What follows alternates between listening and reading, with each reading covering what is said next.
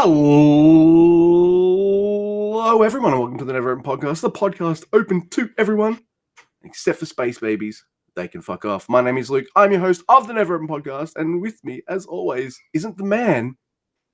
It's the guy. That Mr. Guy. Say hello, Mr. Guy.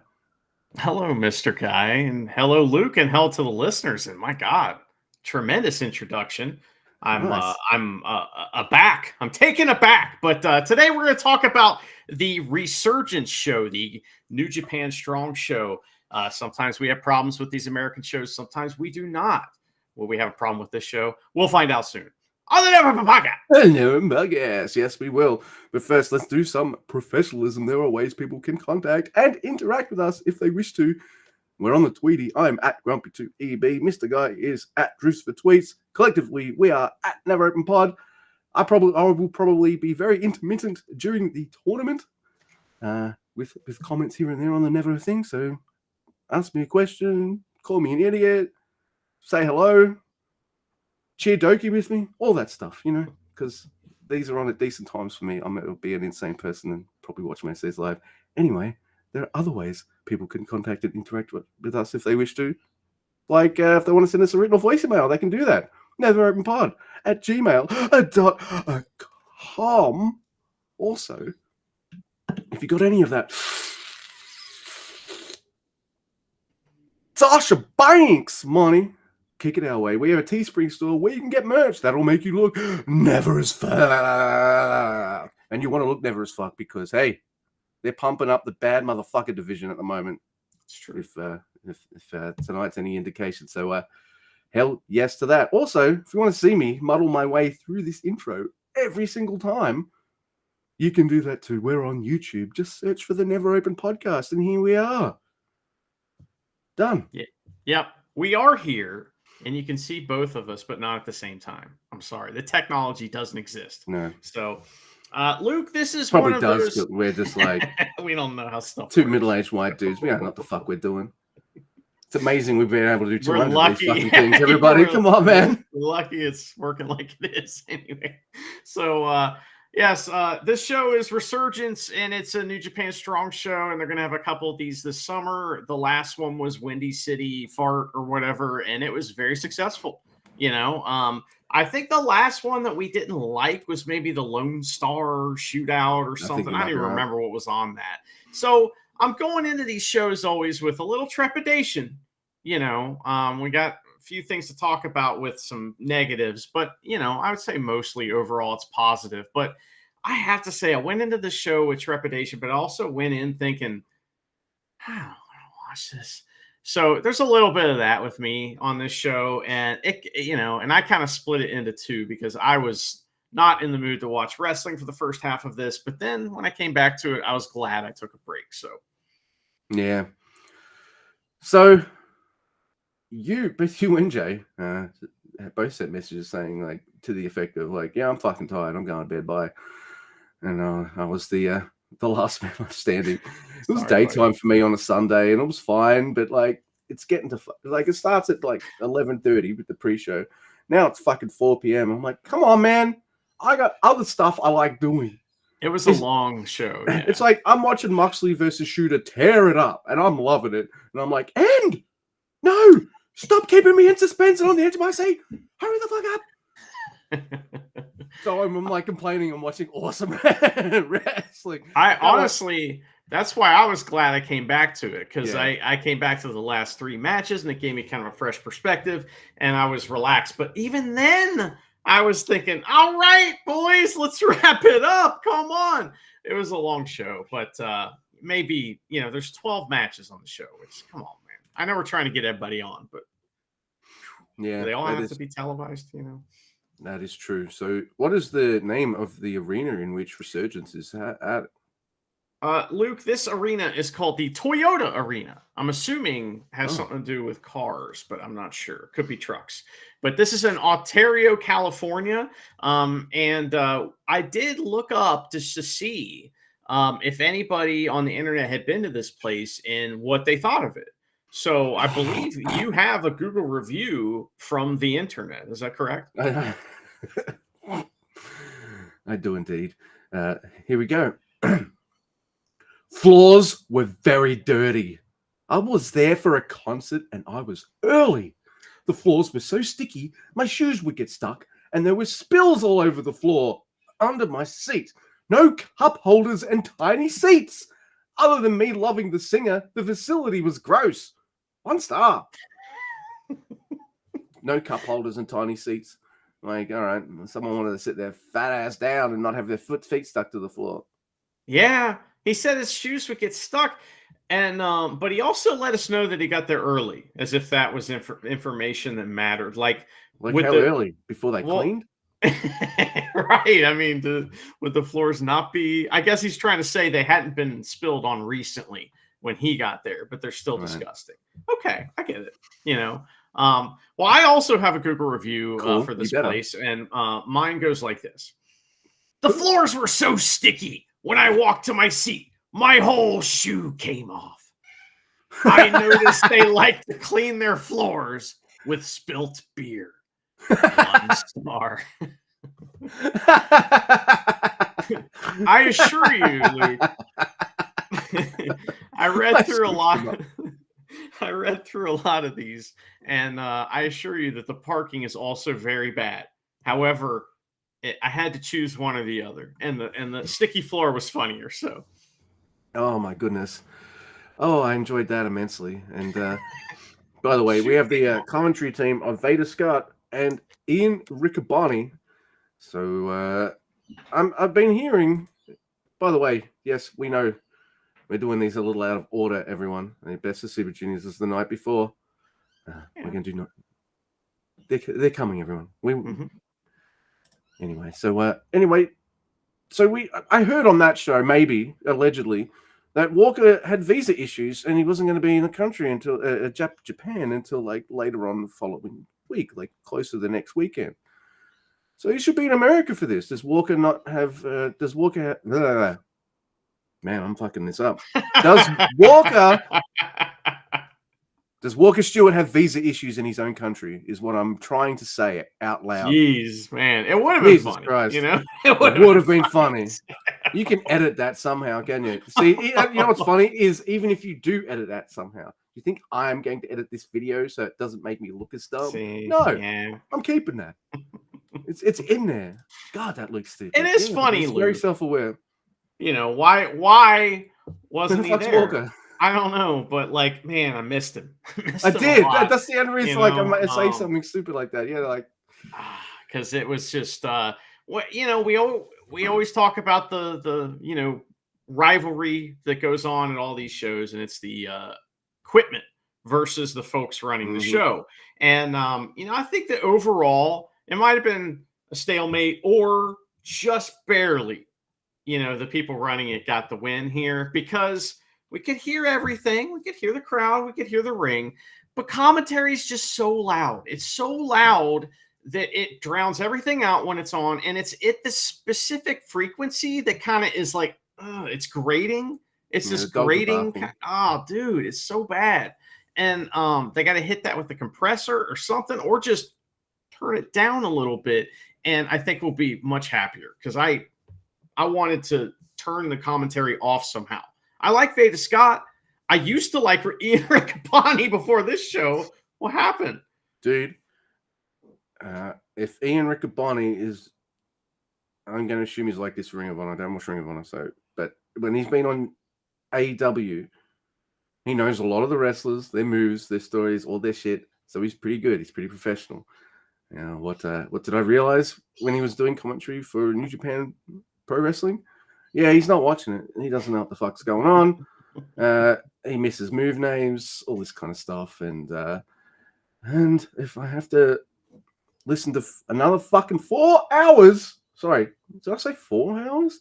4.5 hours, yeah. Almost 5 hours of wow, oh, ooh, woof, wow, wow, the wow, that's.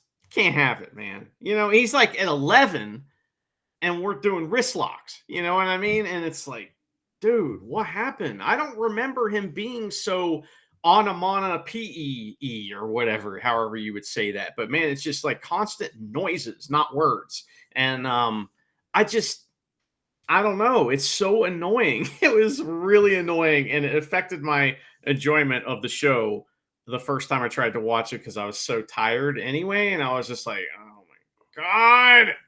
So that's my bitch session about that. Yeah. Ow. Ouch.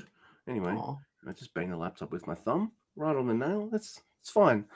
It's all right. Everyone knows Careful now I'm over a there. big wuss on the camera. So, all right. So we're going to start the show off with Adrian Quest and Oh, not the fucking- show, the pre-show. oh yeah, sorry, the pre-show. And we're going to start off this match with the the greatest curtain jerker of all time. He needs a T-shirt that says "King of Strong Curtain Jerking." Didn't fuck that joke up. Thank God for that. It's Matt Vandergriff, whoop whoop, versus Adrian Quest. As I said, Adrian Quest's music starts off, and I'm just like, what is this? Because I'm just like, it's a nice chill vibe, and I'm just like, this does not make me feel like you're badass. This makes me feel like you want to chill out in the ring and maybe do rest holds or something. Like, it's a good tune, but man, he's very strong. He's a very strong wrestler. Adrian Quest is. He's one of the strongest as far as like he just has strong stank all over him, man. It's just like when I look at him, I think of the black hole. I think of the empty arena wrestling, and I don't like it. Yeah. So whilst I think the equipment will eventually job out, this match, it starts with zero commentary. I was like, oh my God, please. And Andy was like, oh my God, stay like this. The sound's not too great either. So there is a bit of that. And then obviously Vandergriff listens to the show because he takes his shirt off. And look, he's got tattoos and stuff. And now he doesn't. Now he just looks like, Chase Owens with tattoos. Do the hair and the beard is next, man, my man. Come on. You look too much like Chase Owens. That's why you're still on strong curtain jerkins and you're not over in Japan. It's like, we have a Chase Owens in Japan. Man, I wish it was the other way around. Commentary kicks in eventually. No intros. It's just like, oh, okay. Here we go. Oof! So this... Wow! Yes. Is this fun... That's what it's like watching this, though, because every time you try to think, wow! You're like, that's right.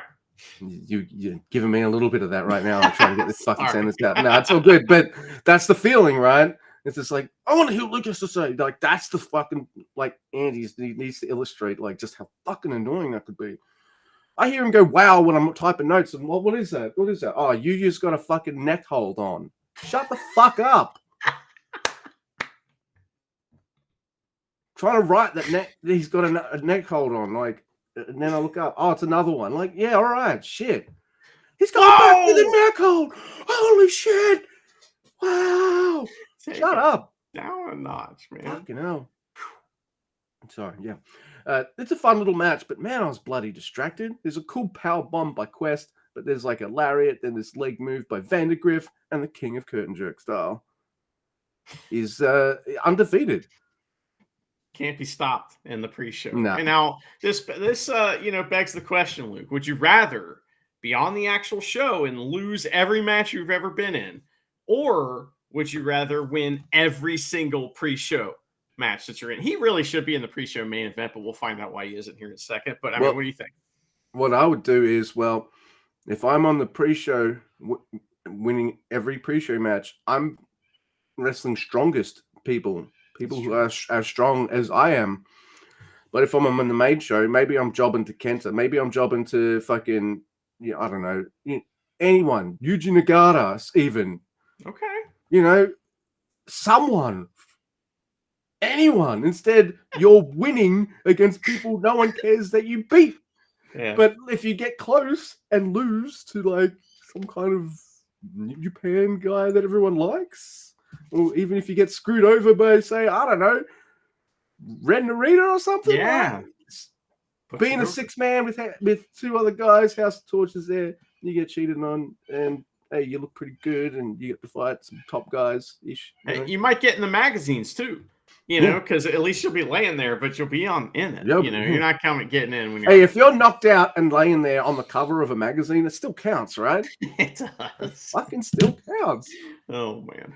Well, Luke, after the pre-show stopper wins yet again, we have the interview with Alex Windsor, and she sure is going to win. And it's like, why are we doing these if the sound's going to be so terrible? But they did it, and whatever. You know, I'm not mad. It's just another American thing, you know, to add to like New Japan. And I'm like, oh, I want the Japanese things. So anyway. That's why I like it. It's not because it does American stuff well. It's because it does their stuff. So anyway. Yeah. But it's in America. I get it. I'm just whiny man. But anyway, this is crazy, Luke. Lio Rush comes out and we're like, what? Why is he back? As long as he's losing, I don't care. But it's pretty funny that he's on the pre-show. But then his opponent, we get this video package. You like this. Tell me about the Mustafa Ali video thing. This is awesome. So I'm not fully aware of what Mustafa Ali's fully about, everyone. I missed most of his WWE run because I don't watch it. And I saw his Roman match, really enjoyed it. He probably did a package around then, but just to reiterate, he's got this package where he's like, he's pretending he's like some kind of politician. And he says that, like, look, I'm too much of an awesome wrestler / like undefeated champ guy. He's X Division champion in TNA. And like, I don't even need to do this match. So, you know what? Just for you, I'm going to do this for charity. This is for charity. This is a charity match for everybody. Just give it back to the wrestling community. Yeah, to give back to the wrestling community. But he's got this, like, really smug kind of... Like, he doesn't mean anything he's saying. He's a douchebag heel. That's what makes it work. He's all dapper and he's fucking like a... And he's standing... Not only is he politician-like, he's standing outside houses and kind of dressed like a really well-dressed fucking real estate agent. And hey, real estate, maybe why have I never done except for real estate agents who can fuck off? Because guess what? Fuck off. Wow. Strong opinions on real estate agents. Yeah. Also, no one gives a fuck what you look like. He's a presidential candidate, not a real estate agent. Yeah, but he's got like, I know, but he's got like that kind of a feel, that vibe to him, that amalgamation of sleaze, right? He's knocking on doors, he's shaking hands, he's kissing babies. That's the idea. That's it. But I was just like, wow, this is really good. Why is this on the pre-show? Probably because they, oh man. Also, like Lio Rush went from being like, I don't remember if he was in the finals of the Best of Super Juniors last year, but he was taught up there, right? Yeah. Up in the runnings. And now he's battling Vandergriff for the jerking of the curtain. Dude, New Japan had 2 injuries happen where they had to replace wrestlers. He was not on their speed dial. Or if he was, he must have said, no, okay. Yeah. I don't know. I find him to be an absolutely amazing wrestler. I like watching him do his thing, but I can't get into him because I'm leaving now, bye, or just absolute weirdness and stuff. Like, man, if he just stuck around for like a year or 2 somewhere, I'd be able to get behind the guy and just be, and then like as soon as I get behind him though, he's just like, bye, I've retired again. I'm putting a new album out. Yeah. Get off. I mean, I get it. He wants to do whatever he wants, but it is hard to get behind him.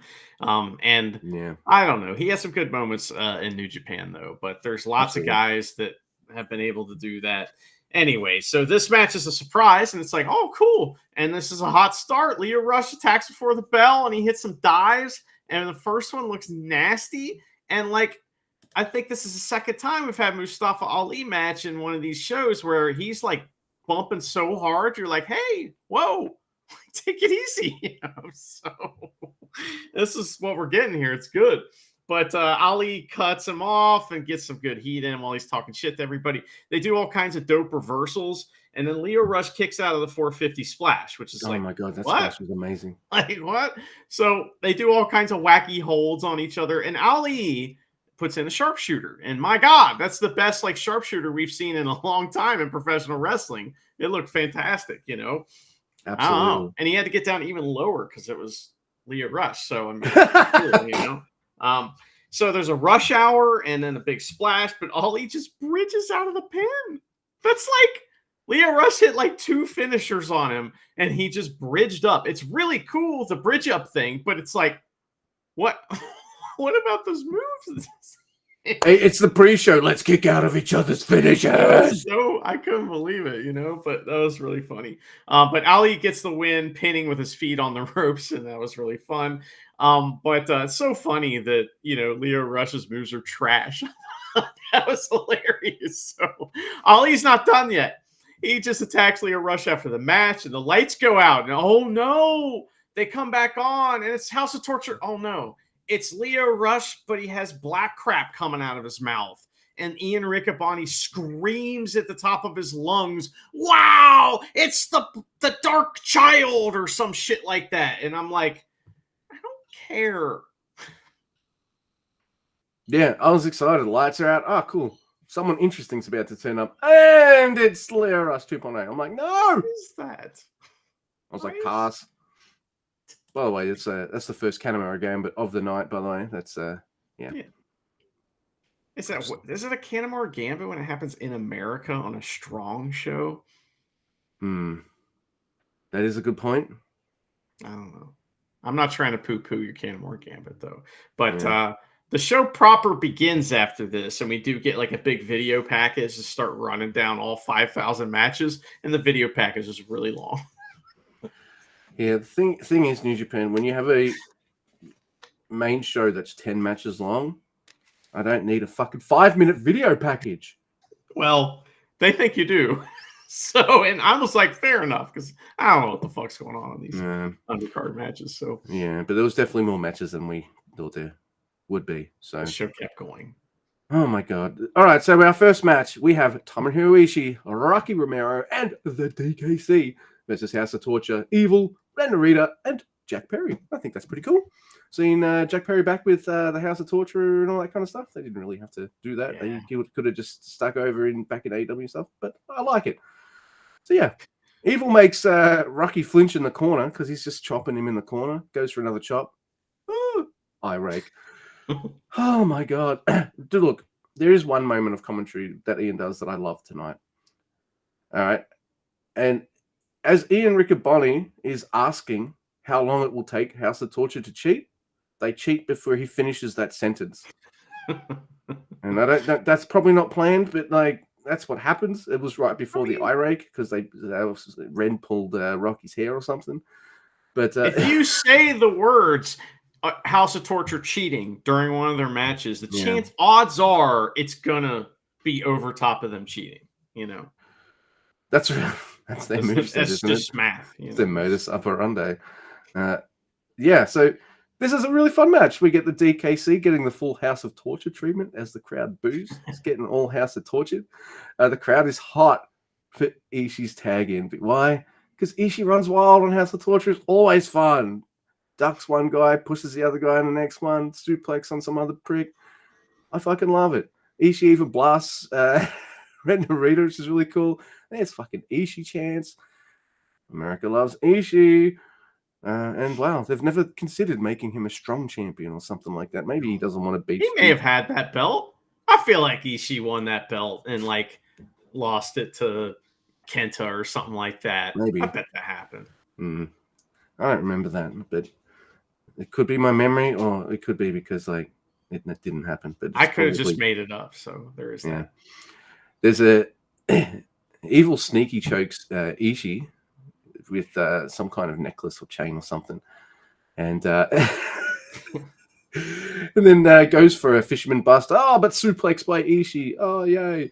And oh no, Rocky tags in, and that's when I'm like, okay, yep, time to wind this up. Now, Rocky does forever clotheslines on Evil, but no, it's not going to work for long. There's lariats by everyone onto Rocky in the corner. Darkness falls for 2, but everything is evil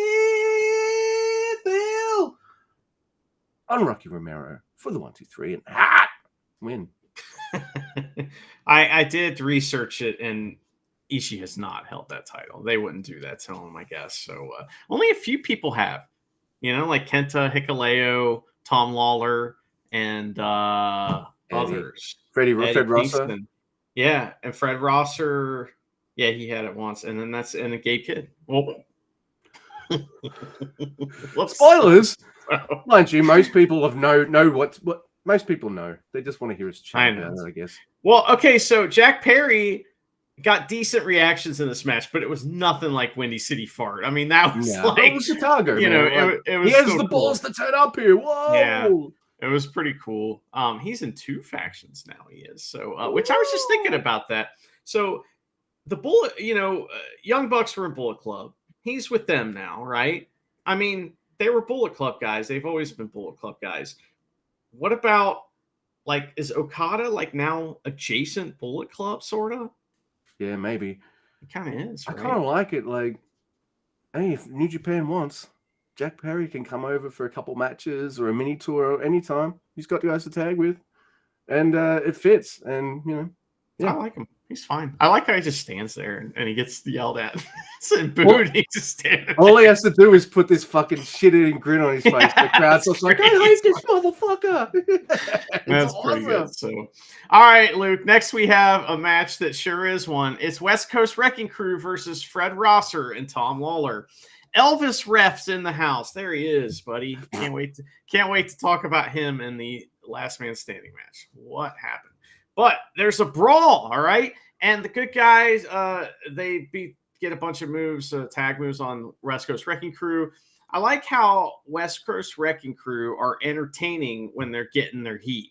Like, it's one of my favorite parts of the match because they do really creative, cool moves. Yep. That are like out. They're trying things, man. They're trying. So it's like, but it's cool moves that make you hate them because they're doing it on the guy you like. I mean, I don't really like the other guys in this case, but you know what I mean. So point that's made, theoretically that's how it works. So, dude, what is this guy behind? I know there's Bo Dallas there, there's Finn Balor, but right behind your head, there's some dude in just a pair of bungee smugglers. Yeah. Like, what is that? That's Ace Austin.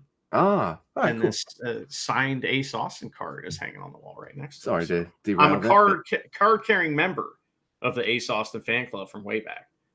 He's definitely a Gambit fan. Yeah, he is. He used to have the like purple coat and the fucking he probably still does the little thing that springs out of his hand and all that shit, right? Anyway, but that's who that is. So let's see here. Where were we? Oh yeah, Lawler was getting his ass kicked, and then he comes back. And he hits punch after punch right in front of Elvis Ref, just burying him. And then West Coast Wrecking Crew hit a monster move that should have finished the match, but Rosser fires up and takes out both of them. This is when I'm like, all right, boys, let's wrap it up. Let's go. This is the strongest match of all time. And I don't mean that in a good way. And it isn't bad. The match isn't bad. It's just, this feud has been going on for literal years. These guys can do other things. Let's do that. So it's been going on for longer than Volador Jr. and Rocky Romero has been. It has. It's insane.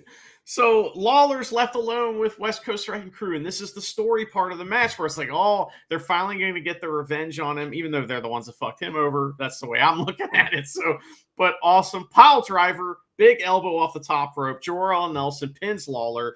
Hopefully, this is the blow off, and they never wrestle each other ever again.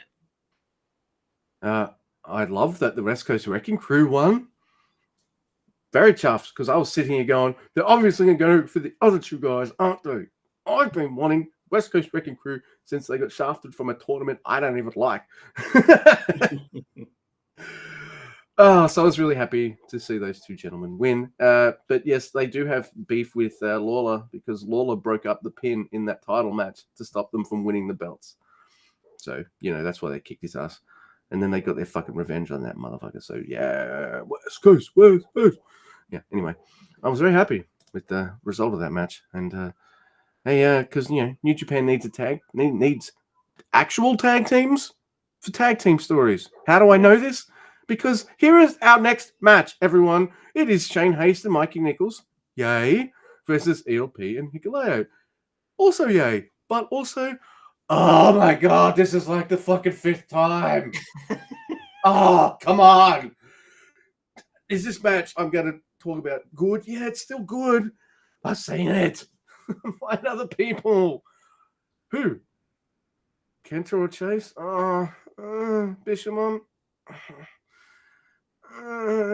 Who What else? about like why is it Taichi and Sonata getting involved here, man? You know what about Naito and Shingo, you know, or Naito and Yuya or Suji? I mean, what are we Yeah, doing? Come on, man. yeah. Those are cool teams. Like, yeah, yeah. You can. What about Yano and Tanahashi? I mean, what happened? True. We went from having arguably like a pretty decent like tag division in by New Japan standards. You know, it's never like absolutely incredible, right? Well, it's But for a while there. But it felt like we had Aussie Open, we had Bishmon, FTR was dropping in and out. We had all this kind of really fun stuff. Techers, remember Techers? We had Techers. I'm pretty sure we had even Evil Ujiro was making me laugh. Like we had tag teams to go. Now I feel like we got 4. I know we just covered West Coast Wrecking Crew, and they are a tag team, but they're determined to like never fly those motherfuckers to Japan for some reason. So that's a tag team, right? Yeah. If you don't hit your guys up, no one's gonna care. So you gotta. I don't know. Why do I care so much? I'm stalling because I have to talk about the fucking 5,000 fucking match. This match is pretty decent, like, and I can see them trying to do different things. Like they're not doing the same match every time. They'll build on spots. They'll swap spots around. They'll reverse this one and then pull out this one a bit later. I get it. ELP, if it's an ELP led match, that's always going to have that kind of element to it. But there comes a time when I am like, I'm done. Please wrestle other people. Please. All 4 of you. I just want to see other people, please. That's You could fair. tell the crowd was into it, and I do love some of the spots, but I'm ready for the feud to end. It's a bit annoying when teams trade belts back and forth as well. Makes the tag division just seem fucking tiny and minuscule. But and why do I say that? Because look, I'm not against them getting titles, I guess, but kind of want ELP to be a singles guy as well. He does the Thunder Kiss God like assisted top rope thing. You know, Hikuleo helps him get the little higher a bit.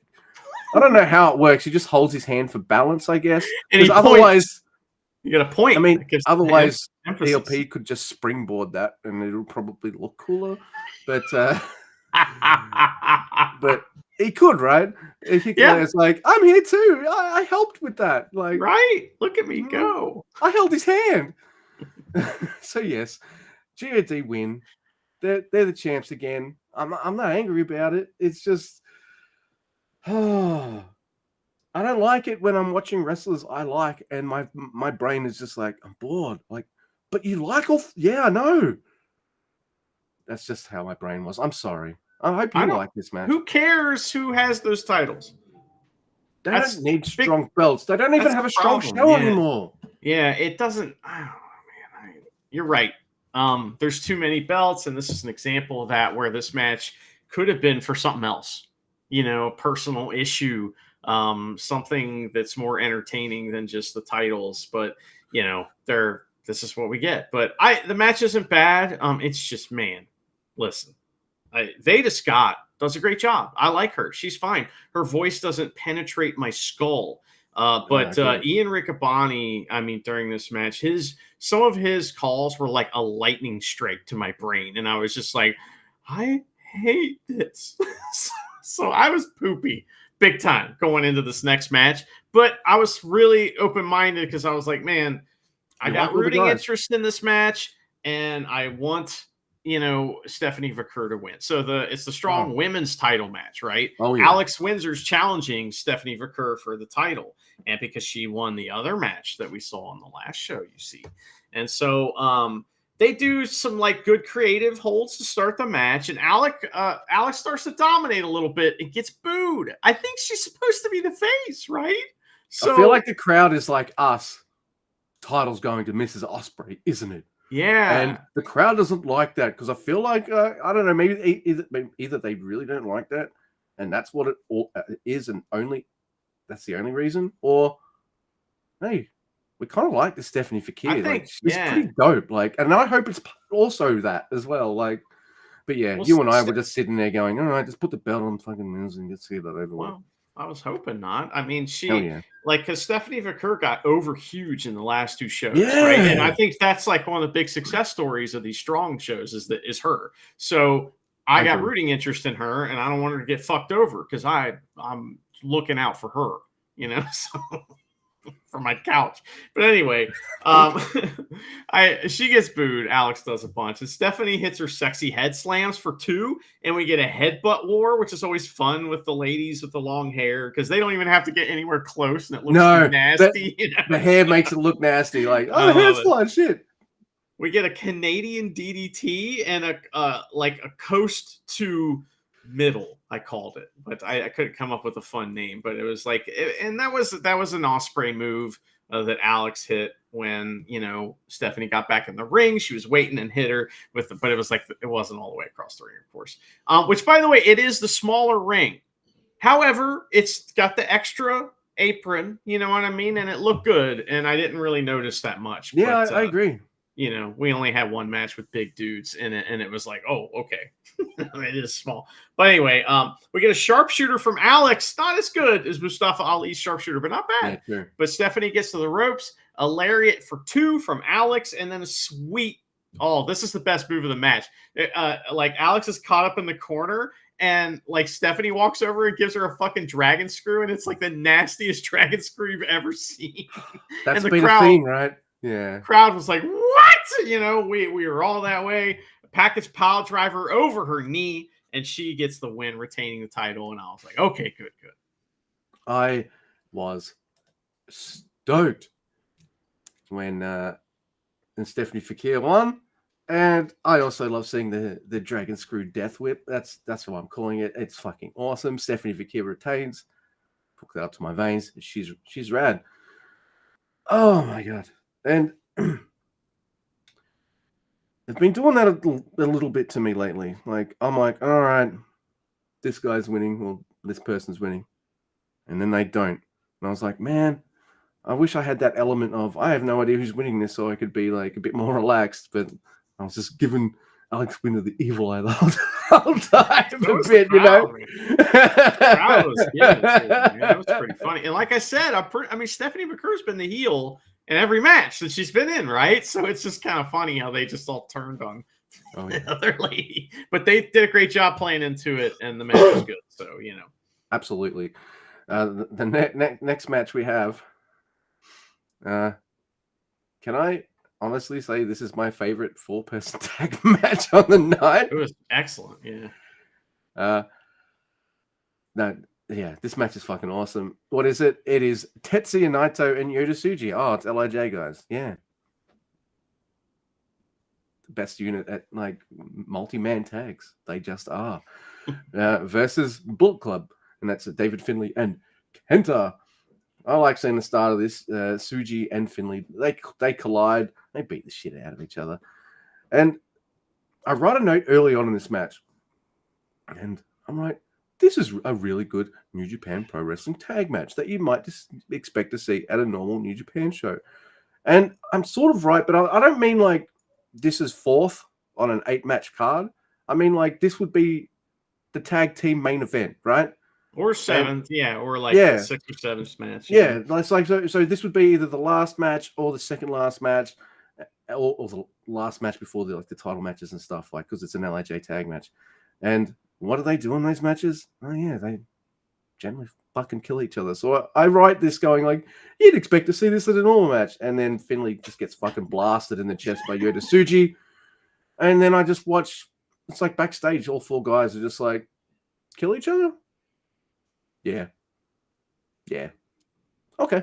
So they just go out and decide to beat the shit out of each other for fucking 15, 20 minutes. And I loved it. And this match was a blur. And I just had an absolute great time. I got to see Tetsuya Naito and Kenta together again. They've had some wars in New Japan. So I was like, fuck yeah. And I didn't, and because I had that dynamic there, I didn't have that feeling of, oh God, it's David Finlay and Yota Tsuji again. You know, No, it felt it had good. that Yeah. freshness of like, we don't even see Finley and Kenta tag too often, right? No. So I was like, man, this match is awesome. How the fuck did who fucking jobs this? I don't want to see Naito or Yoda lose, and I don't want to see David Finley or Kenta lose. Kenta's just the tag champion. It doesn't matter. Destino on Kenta for the 1, 2, 3. But, you know, Bullet Club Lair beating after the match and all that kind of stuff. I was just like, well, man, by the way, this tag match is after like the tag title match, like way after, I guess. And that's a good match too, but it just felt a bit stale for me. And look, I love me some Resurgence Wrecking Crew. They really try to be creative and stuff, but they just put in feuds that are just either boring or they lose and their momentum's gone. And I'm like, come on, man, what are you doing? But this is like, in a show where, like, I feel like this is another example of a show where, all right, what does Japan think American wrestler audiences want?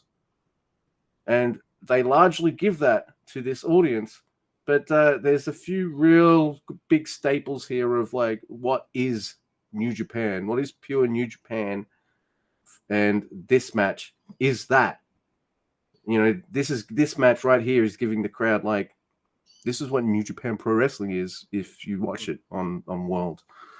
So I like this match for that purpose. Yeah, it's very representative, you know, Yeah. and they need stuff like that. But one of the things that made this match awesome for me is that they were milking everything they could out of everything. God. So like they'll get huge reactions for simple things like build up to a hot tag to Suji and the crowd goes nuts for that and he hasn't even done anything. You know? It's just like also Kenta was doing like a lot of ref work where he'd fuck with the ref and stuff, and that went on throughout the whole match. So they had all these little tiny things going on, and it was just, I don't know, it was fantastic pro wrestling. And you're right, this is what we want to see when we see New Japan, and it sticks out on this show.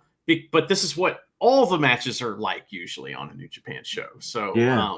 you know, it was pretty good stuff. I enjoyed it quite a bit. And I'm pretty sure I have a pretty good feeling that the next match you're going to talk about continues what the previous match did. This is what New Japan is. Yeah, that's true. That's true. The next match is Tanahashi versus Zack Sabre Jr. special singles match. I initially wrote down IWGP TV title match, 15 minutes on the clock, but I'm like, oh wait, no.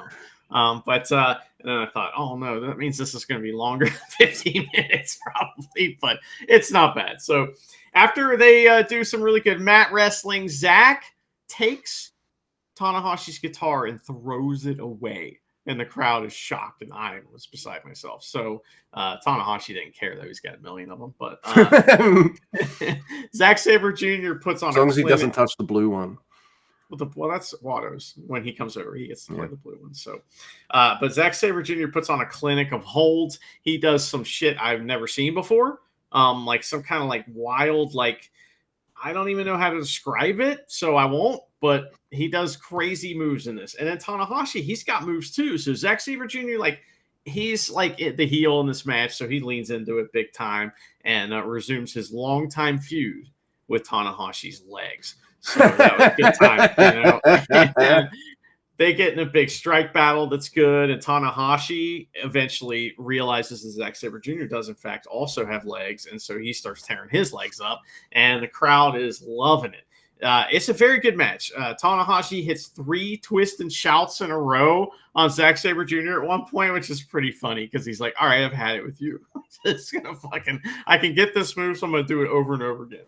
So he hits a high fly flow, but no, Zack Sabre Jr. rolls through and gets right up for a PK. Zack Driver is countered into a fish out of water spot for some near falls, a Euro clutch for 2.9999. Then Zack Sabre Jr. hits a sling blade, which is pretty funny, but Tanahashi kicks out at 1. Zack Sabre Jr. gets the win, as he should. So I kind of make a joke to you, and I didn't realize that, like, wait a minute. Yeah, I guess I wrote it for last, but no, I think there's some truth to it too. Hey, how long ago did Taka Michinoku give Zack Sabre Jr.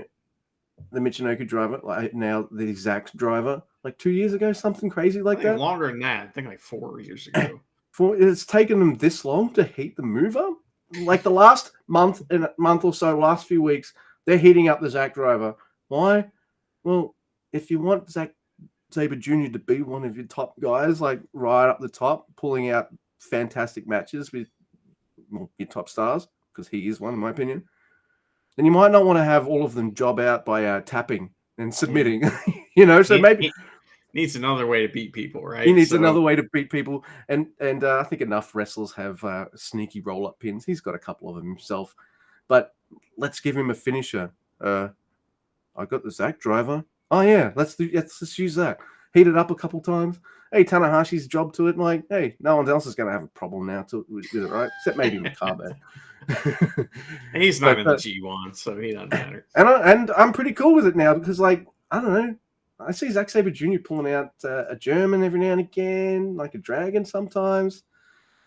So hitting something like the Zack Driver doesn't feel like that one move that he just picks people up and does. Now he's got a few moves where he does that, so it doesn't feel like, no, that's weird.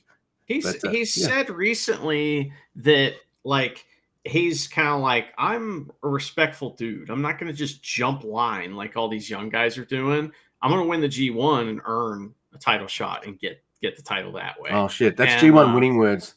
What he usually says? Right? I'm going to beat the champ and coast. It's the opposite of what he usually says, which is pretty cool. So he's changing. Young Zachary is. So. Oh, my goodness. So it might sound like I'm stalling, but I mean, Andy's mileage may vary, but I did enjoy this match. It is Jeff Cobb, the TV champion, versus Lance Archer. Mr. Moisture. Yeah, he punches young lions, but the braids are gone. I don't know, apparently he's reverted back to an older gimmick, which now makes him look like Roland Light. You know what I mean? Keep rolling. Oh, I mean, to me, it feels like we've got Roland at home. Yeah. Booger Red. What was that fucking taker? You know what I mean. Yeah. But anyway, this is just fucking nuts, the start of this match. What does Cobb do straight away? Oh, yeah, Spanish Fly. Almost hits a tour of the island straight away. No, Cobb hits a Spanish Fly on Lance Archer. And it's good.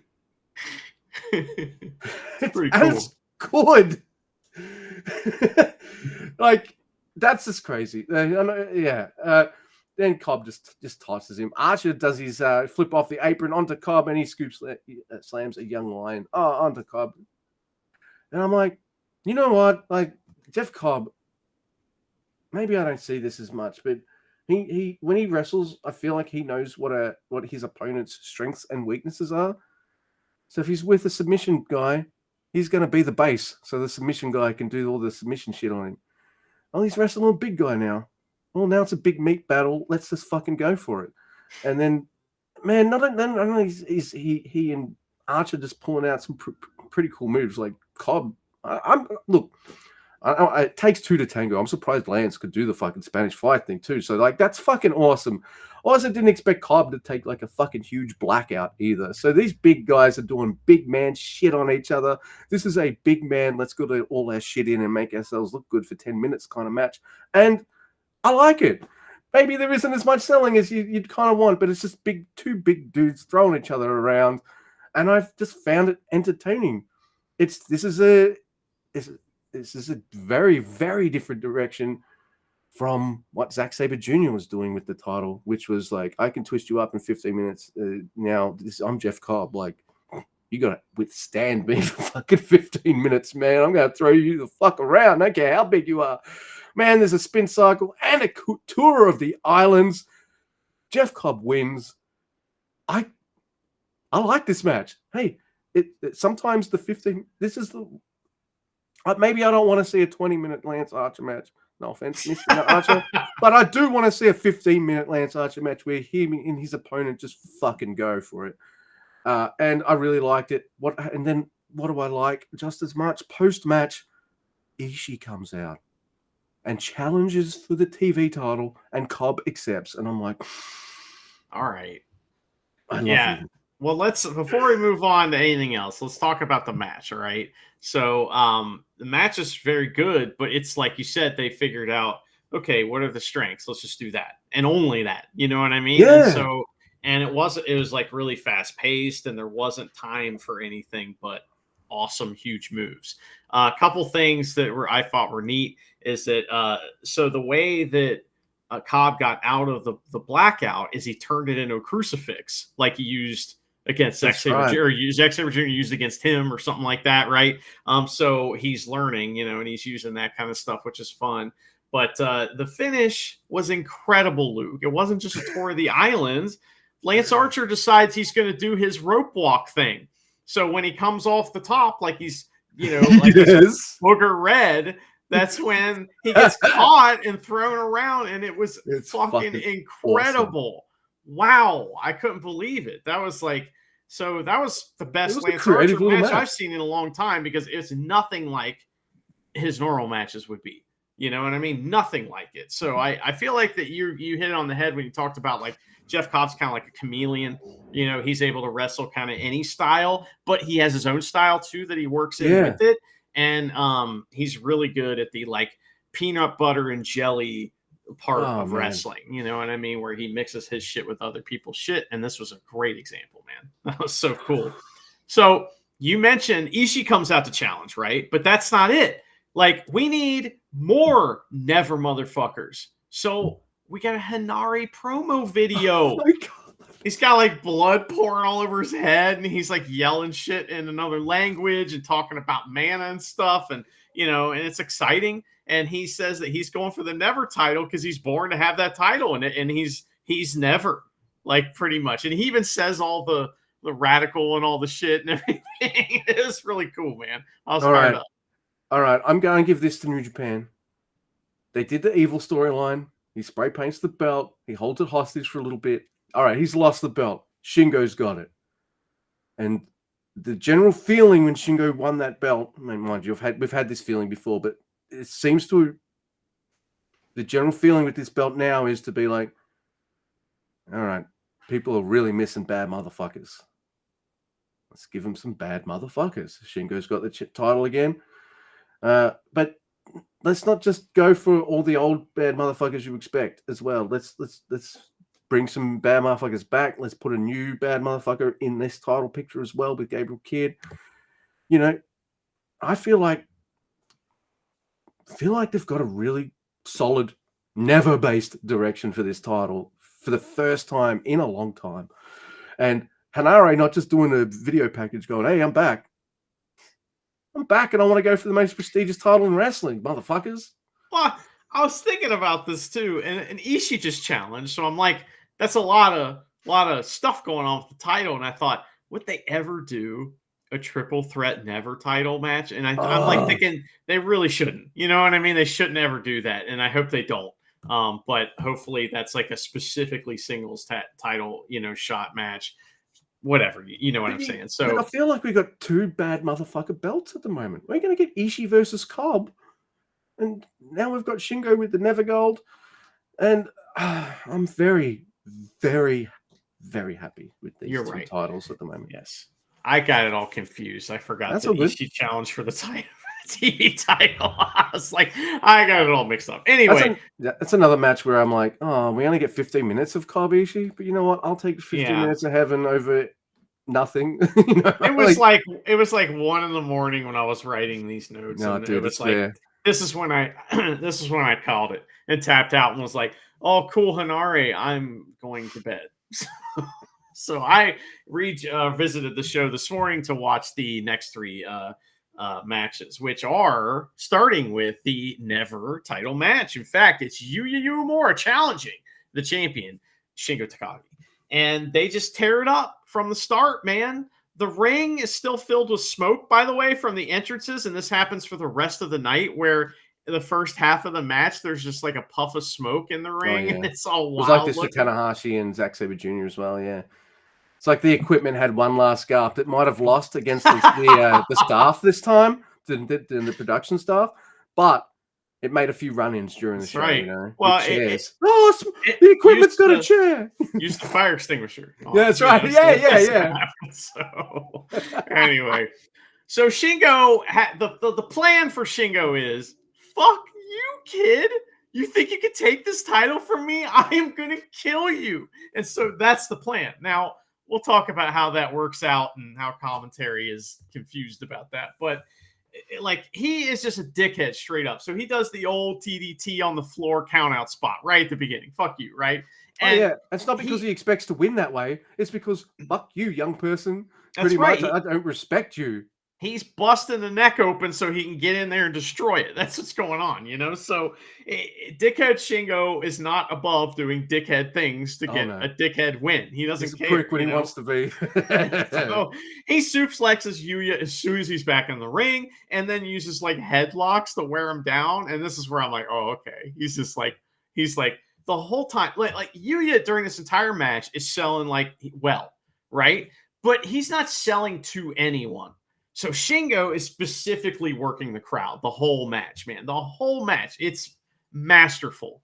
And that's when you talk about like someone not carrying another wrestler, but making them look awesome. And that's what Shingo's mission was in this match, you know, outside of kayfabe, was to make the kid look fantastic. And that's what is all part of it. So anyway, Shingo proceeds to methodically destroy Yuya, just focusing on his neck with some fuck your neck style. Oh. It's tremendous. And he's going to teach this kid a lesson for challenging the big boys. And commentary acts like it's not a legitimate strategy to just beat the fuck out of your opponent. They're all shocked. Have they never seen other matches before? Like, it's the way to commentate that is, oh my gosh, can you imagine? It's crazy what Shingo will do to defend that title.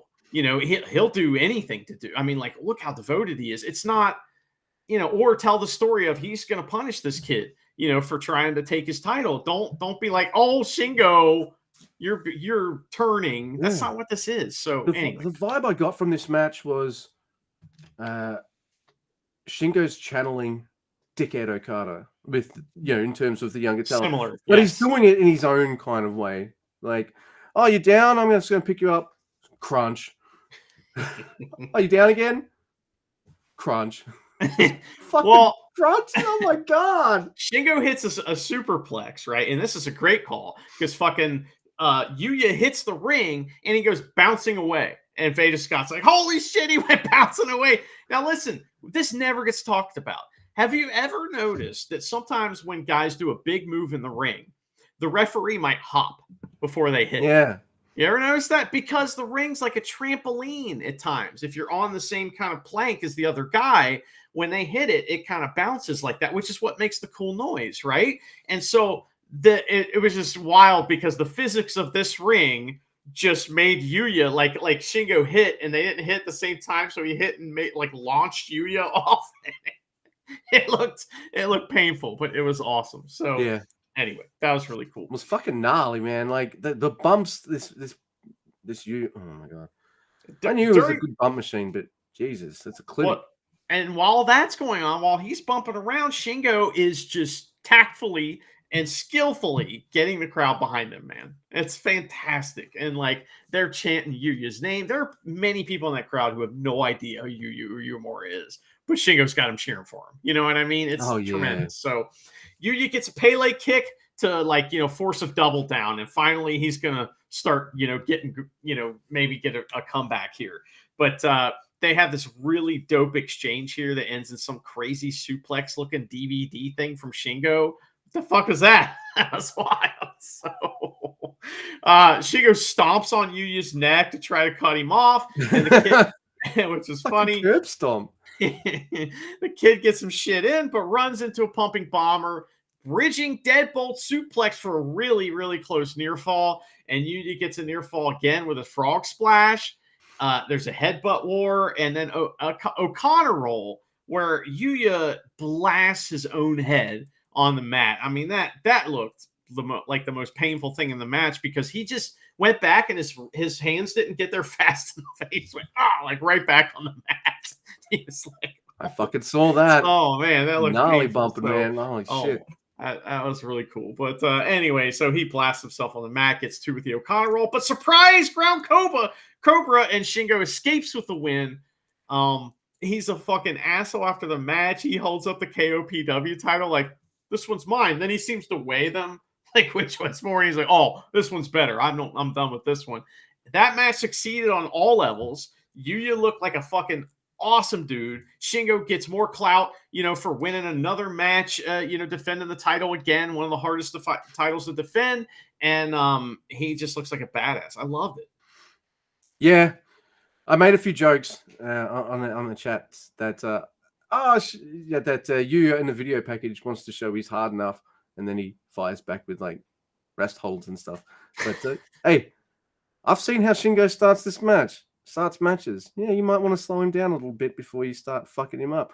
And as soon as he transitioned from that to, I'm going to turn this pumping bomber into an awesome, gnarly looking steamboatish arm whip thing.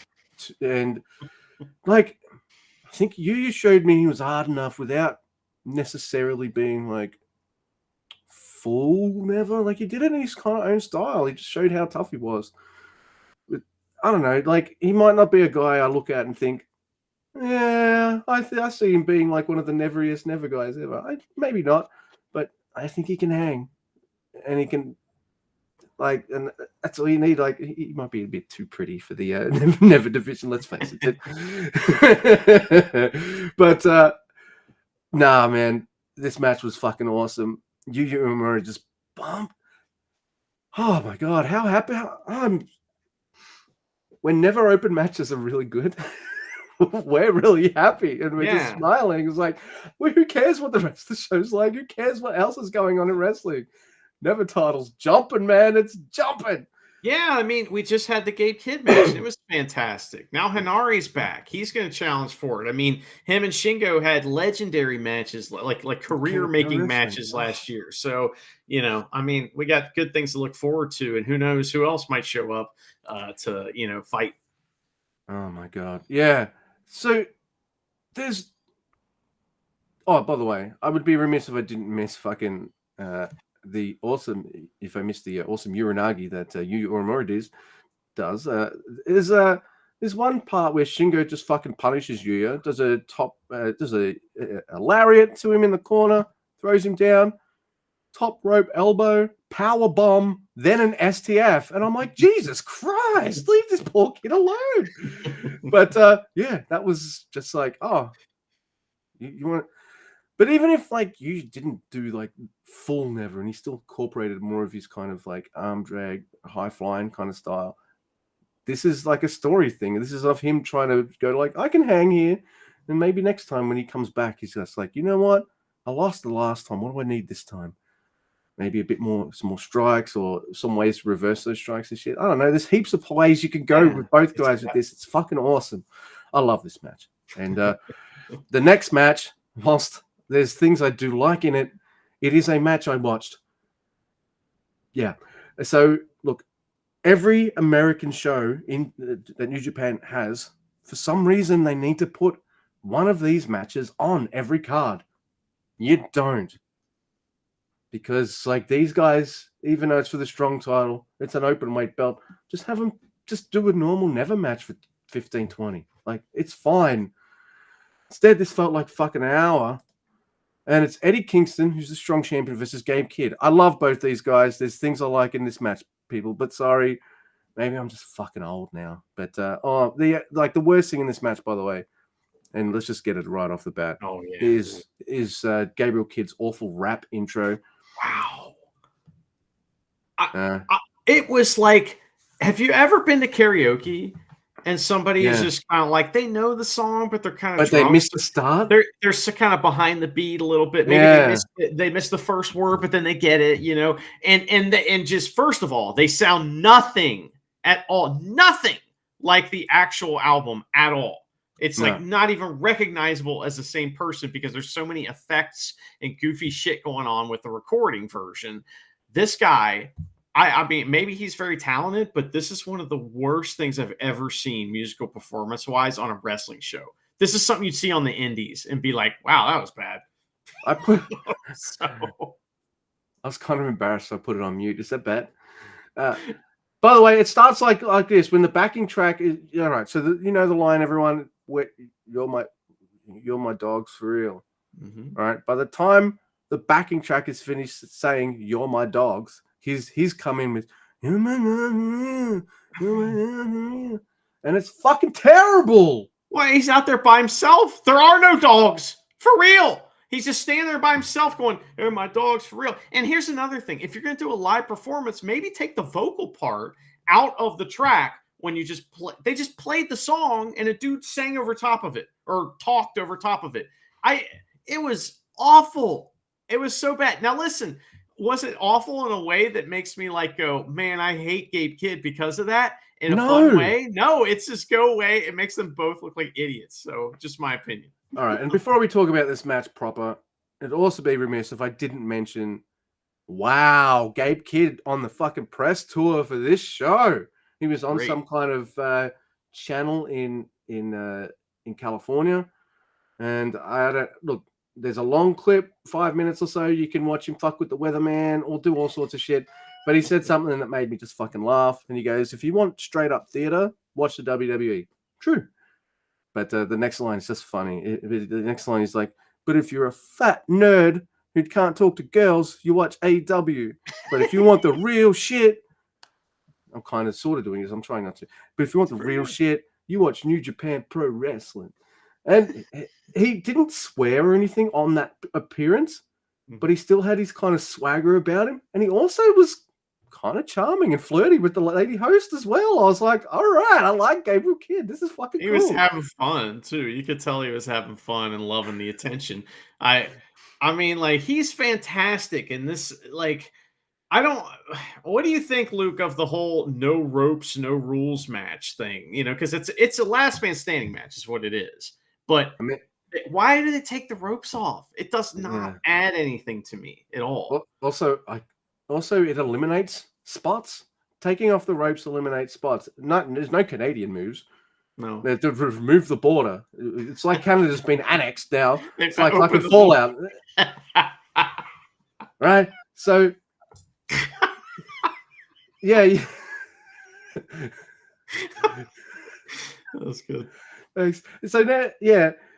But I like rope running spots. I like spot lariats where you rebound off the ropes, or maybe you've got someone up in the air and you rebound them off the thing and do the power bomb, and just or they bounce off the ropes forwards and fucking German suplex. You don't get, and they're badass moves that would fit a match like this. You can't do those moves. You can't. It's the ability. It's just not there because I get it. I mean, the point is, this isn't a wrestling match. It's a fight, but you don't have to take the ropes off to do that. And if this isn't the main event, now listen, these young lions, whoever they are, fucking crushed it, taking the ropes off and putting them back on. Oh, as far as I'm concerned, they were whizzes at that. They did it way faster than I've ever seen it done. However, it's like, why? Usually with something like this is the main event. You take off the ropes because then you don't have to worry about putting them back on. However, man, they really wanted to train those young lions today, didn't they? They did a great job. So, and they got beat up a bunch too. So, oh yes, they did. So, all right, we've done the Kid press tour. I nearly did Chef's Kiss. I'm like, I've stopped doing that. But it was Chef's Assistant, Apprentice Chef's Kiss. Sous Chef. So it makes up for the fucking horrible rap intro. Kid's got his big fight thing on. This is another match that kind of lulls me into a false sense of security because I'm like, Kid's going on a title match losing tour. You know what I mean? Because I thought he was going to lose too. Yeah, but we'll see what happens. Eddie's busted open 5 minutes in. Actually, by the 10-minute mark, it looks like his face is closed up. Like, it's fucking gnarly. But this is what New Japan thinks the American crowd wants on every show they do there. And there's one problem these matches always have, and this one has it. It's too long. It's fucking too long, dude. That's fair. I would cut this match in half. Because what do you do when there's matches like this? All right, let's do the spot where I put you onto the barbed wire chair. Cool, done. Now you lay there while I get this ladder ready. Now you lay there while I get this table ready. Now you lay there while I get this fucking thing ready. Now you lay there while I get this ready. Now you lay there while I get that ready. Sorry, now keep laying there. It's not coming out. It's not coming out. All right, it's out. You can stagger up now. And when you know what the alternative could have been? These two just fucking tearing it up. This feels like a match more for the crowd than it does for people watching at home. And I hope there's people watching at home that thought this was absolutely fucking dope. There's some awesome spots here. There's a really nasty looking exploder on the trash can. I wrote bin in my notes, but I'll just say trash can just to make it fucking easier. Kid pile drives Eddie onto a chair wrapped with wire. I said that like Gabe, but like here's the thing in wrestling. Oh, Kid takes a fucking nasty suplex onto a ladder as well. But here's a pet peeve I have in wrestling.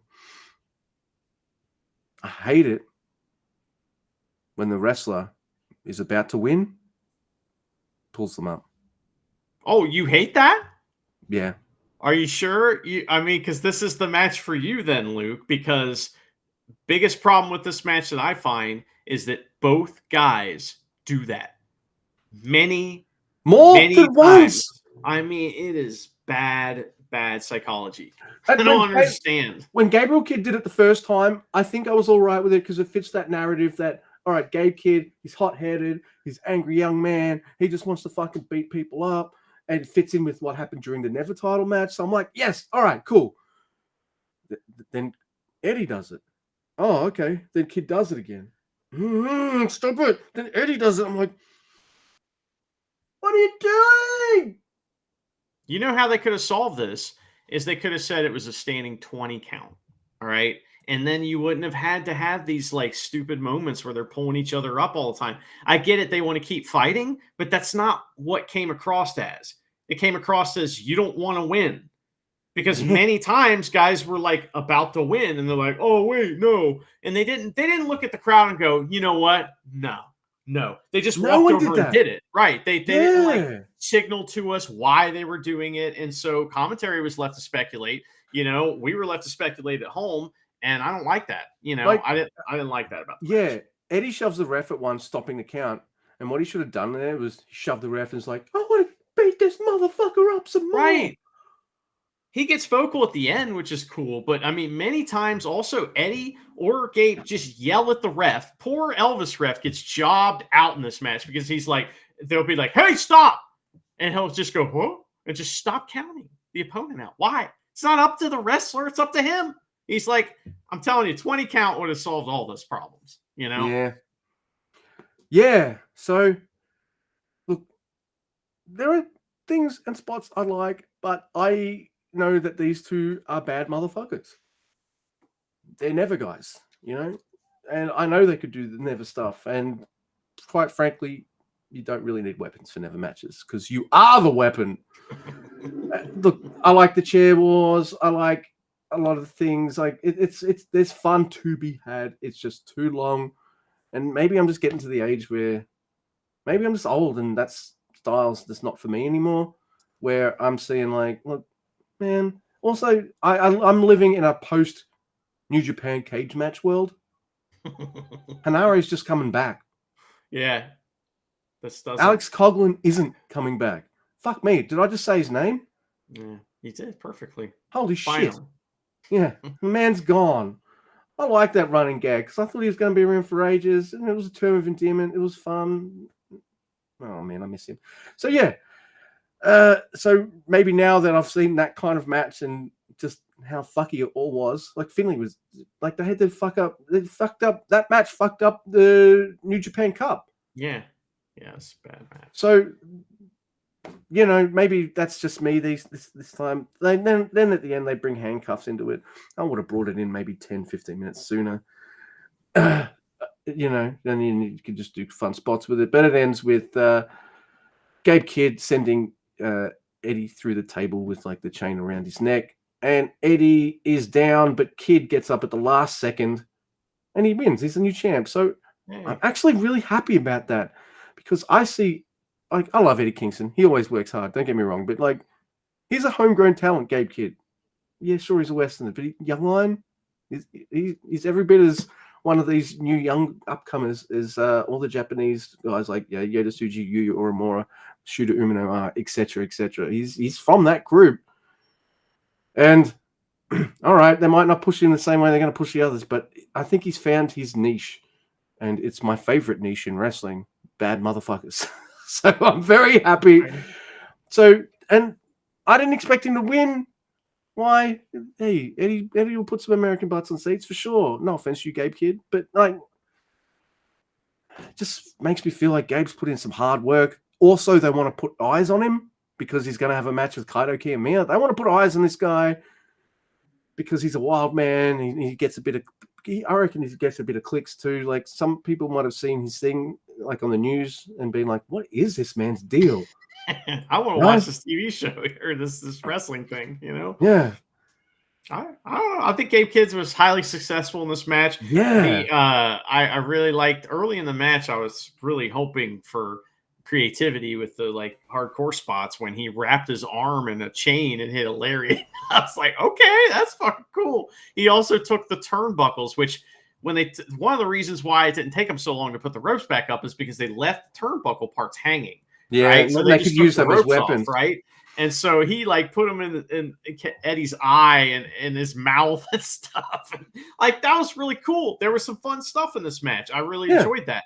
The end, the brain buster through the table or whatever. So you talked about how that cage match like was so bad for careers. Well, it turned. I guess we heard that Eddie's hurt, and it was from that spot. And if you watch it, his entire body just gets wrapped around the guardrail going the wrong way, you know? And it's like, I really like that spot, but maybe. But it's not worth putting Eddie on the shelf for.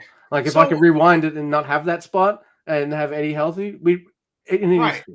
Well, here's the other problem too, is that when that spot was getting set up, they didn't really take care to do it because they had a problem. Okay. Eddie goes to set up the table spot and he makes the ref come help him, which is just like, no, that's so it's not like he was the like lion help you. Yes, exactly. There was like an army of them. Pick him up and go, hey, you're gonna fucking help me, and then he will, right? So don't make the ref. So the ref helps them set up the table spot, but they can't get the guardrail pulled in close enough because the mats are too far. Their mats are like the legs of the things are underneath the mats. So Eddie just starts ripping on it, which moves and scares people that are in the front row close to the camera. Some girl is like, whoa, because it almost hits her. And like he gets it up over the mat finally. They get it close, but it's all teetery. So it's too close to the ring, really, to do this. And that's why, I hope he's okay. But you guys don't have to do this kind of stuff. And like you said, I guess it's a staple of these shows. I don't really love it, but I did like a lot of stuff in this match. But, the key takeaways are too long. You're right. And the pulling the head up thing was just bad. But guess what, Luke? This segment's not over because we have even more stuff that really didn't need to happen, but I was kind of fun. I had fun with it. So before you get into that, I did like David Finlay coming out to support his boy and being like, here you go, bro. He's him and the rapper. The rapper. I have a repressed memory. Like, as far as I'm concerned, like he was screened out or some shit. He wasn't there. I'm looking at that rapper guy, and he like probably weighs like 110 pounds or something. And I'm like, I can't imagine he has any belts. Well, he might need it. He needs a belt to keep his pants up, of course, but he doesn't have any bodies. There's not, they ain't bringing those. And Gabe Kidd, so bad. I bet he has cats at his house. Dogs for real. I like cats, by the way. But he says, "You're my dogs for real." But you go to his place, he's like a crazy it's all cat cats. lady. He doesn't even like dogs. Yeah. So also, I did want to mention that. Not only like one of the reasons Dave Finlay's so happy is because Gabe Kidd brought him a body and a belt. And it's great. Damn straight.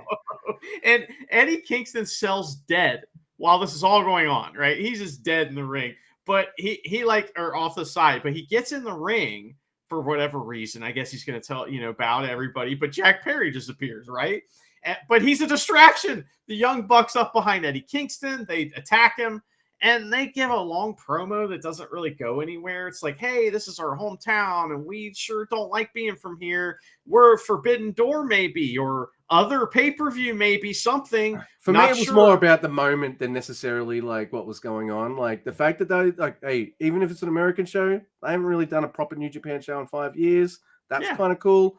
I liked it, yeah. Even though it's nothing, it's rare. Even if it's an American show, it's rare to see like, well, these kinds of AEW big guys cross over to New Japan to hey, maybe pimp out Forbidden Door. right? So you and I complain about that all the time. So was it a little meandery and a bit like, yeah, sure, but I got the gist of what they're saying, and I thought the moment was still kind of cool. So here's I shit on the Bucks a lot, so you know. Well, here's a way to make that moment better.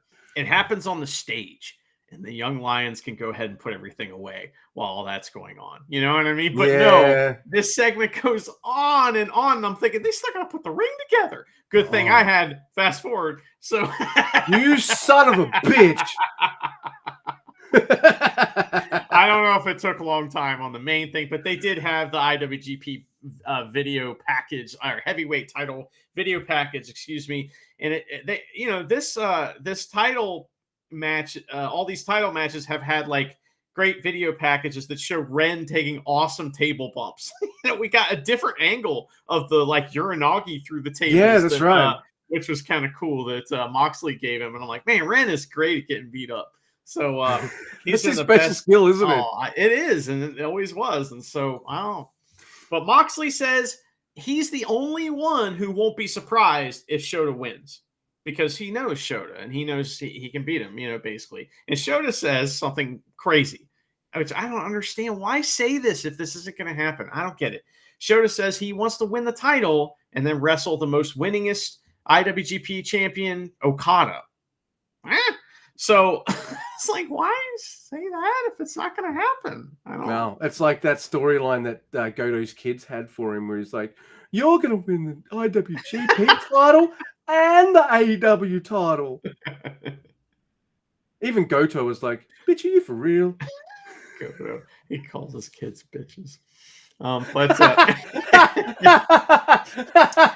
But here we are, Luke. It's the main event. It's Shota Umino versus Jon Moxley for the IWGP Heavyweight Championship. And the follow spot guy he got his shoe stuck in the muck and it came off, which distracted him. So he couldn't get the follow spot on Shota Umino. And then he got it on for a second and then he didn't. And so Shota Umino's entrance is in the dark. He walks around looking for a kid and finally finds one because this is mostly young adults at this show, you know. New Japan crowds will generally like bring their families and stuff to a New Japan show. It's very common, but I guess it was just middle-aged fat nerds at this fucking show. Right. AEW fans, and I'm allowed to say that because I am one. That's right. Jon Moxley's doing his entrance and he gets up on the apron and Shota Umino just fucking drop kicks his life out of him and then hits a big dive and it's like, all right, here we go. And Shota, he walks like Moxley while he's beating him up. Whoa. He's like full on dickhead mode. He is beating the shit out of Moxley in the corner and Chumpy Jr. gets all up in his business and he pushes him down. Fuck you, ref. I love that. So Moxley hits a bunch of lariats, though, and a suplex on the ramp. But Shota has a plan for this match, and his plan is violence. And so he attacks Moxley's leg and wraps it around the ring post 3 times. And Moxley responds with a dive and some fuck your arm. So we get fuck your leg versus fuck your arm. A pile driver from Moxley almost ends the match, but Shota kicks out. Moxley sets up a table, and Shota hits a top rope elbow, putting Moxley through the table, which is pretty fun. You like to see that, you know? And Shota Umino was like kind of tentative about that, you know, a little bit, but it looked awesome. That looked scary. Like, jump off, you know, I would hate to do that. Also, do I really? I guess I'm going to jump onto the champ for a table from this side. Okay. Oh man, so this might be one of the first times he's done such a spot too. Yes, so he's not known for jumping off of shit. So, but something interesting happens here because he goes right back up to the top rope after that and waits. And just like Will Ospreay, when Moxley gets in the ring, just like Alex Windsor, when Moxley gets in the ring, he fucking hits him with the coast to coast. I love that. I thought that was cool. And then Shota hits the ignition for 2. but Moxley gets a cutter. They trade holds, and Shota mounts Moxley, who is on his belly, and just starts wailing away on the back of his head. But Moxley just gets right back up. He let Moxley up.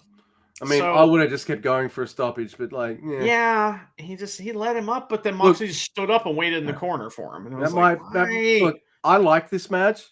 That's my least favorite part of it. Okay, apart from that, I kind of like the match because that's the equivalent of just like, letting some guy up at 9. Like, just keep elbowing him in the fucking back of the head. You got this, right? I just usually the guy who's on offense gets up first. And like, Moxley stood up. It was weird. It was like the 5-knuckle shuffle. Why are you standing? But anyway, Moxley, he stops fighting back, right?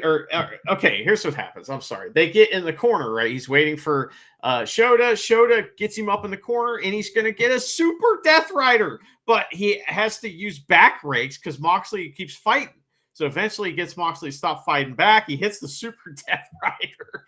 But Shota shows us his arm is okay. And he's ready for the Blaze Blade. But Moxley counters with a Death Rider of his own. Shota then hits the Blaze the Blades in anyways. And they're both dead. So that was really awesome.